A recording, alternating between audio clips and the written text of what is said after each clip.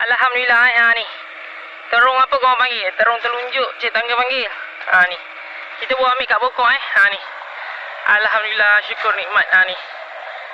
Cik tangga pakai baju 15-15 je ni. Dah matang ni. Sedap ni korang ni. Pokok, satu pokok je. Ni kita tunjuk. Satu pokok je. Ni. Alhamdulillah, syukur nikmat Cik tangga tunjuk kat korang ni. Kalau korang tanam pokok, pokok dah cukup matang, boleh pakai baja 15. Baja dia colour hijau. Sekejap cik tangga ambil cik tangga tunjuk kat korang. Ni baja dia. Baja dia seakan-akan warna hijau lah. Okey.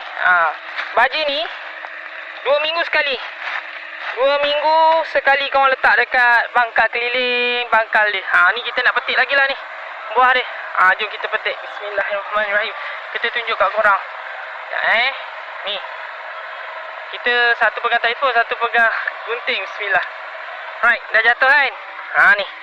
Alhamdulillah, syukur nikmat so kita petik dulu, kita kumpul. Bolehlah buat masak kan. Ni kalau masak lemak dengan udang galah, udang harimau apa macam ni korang. Okey, kalau korang nak guna baja ni korang boleh gunalah, sebab ni lah baja yang cik tangga pakai. Baja ni juga boleh pakai kat pokok limau. Ni pokok limau kasturi kita ni. Kita pun tabur je kan dekat sini.